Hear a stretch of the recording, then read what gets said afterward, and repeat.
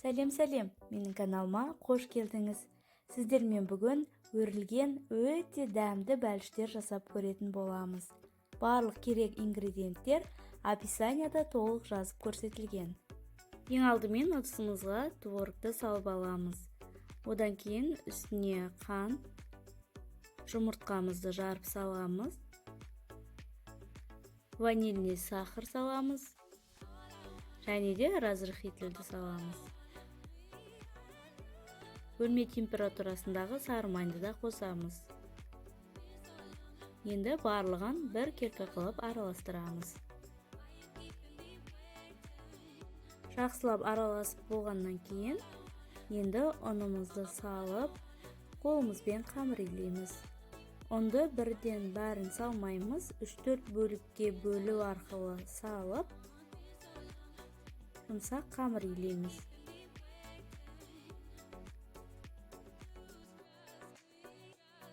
Оның мөлшерін творогтың сулылығына байланысты алып, немесе кішкене қосып отырсаңыздар болады. Дайын болған қамырымызды осылай пакетке салып, 20 минутқа столдың үстіне қойып қоямыз.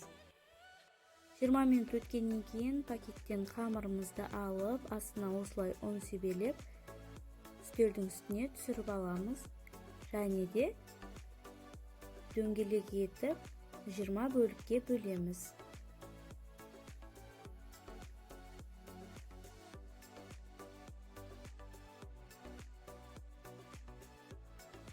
Яғни бізге бұл жерде 20 булочка шығу қажет.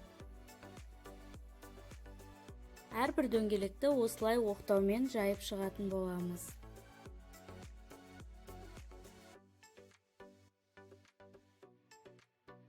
Қатты жұқа қылып жаймаймыз, орташа қалыңдықта жайып аламыз.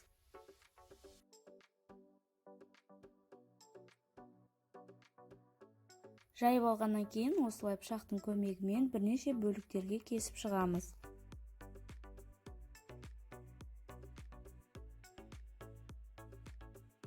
Енді осы әрбір кесілген бөлікті бірінің үстіне бірін қоямыз. Және пышақтың көмегімен осылай ортасынан басамыз. Енді келесі дөңгелекті де осылай жайып алып, оны да дәл осылай бірін үстіне бірін қойып, пышақтың көмегімен ортасынан басамыз. Осы екі бөлікті бір-бірімен осылай өру арқылы біріктіріп аламыз. Байқап қарасаңыздар, мен өте үлкен бәліштер жасап жатырмын.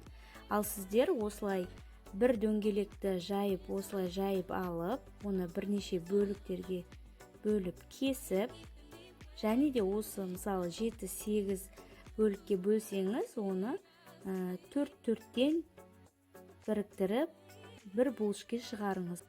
Сол кезде сізде орташа сүйкімді бәліштер шығуы керек.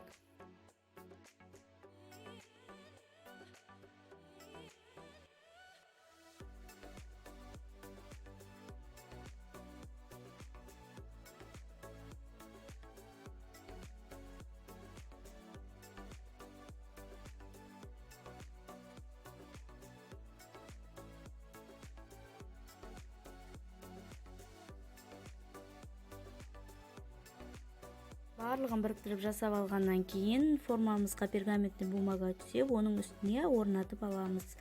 Одан кейін үстіне жұмыртқаның сарысын жағып шығамыз.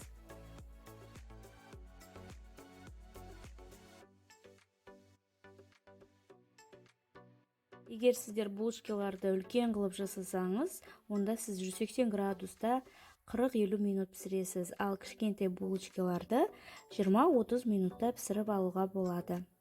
Сіздің бәліштер дайын. Егер де сіздерге видеом пайдалы болса, видеомды бағалап кетуді ұмытпаңыздар.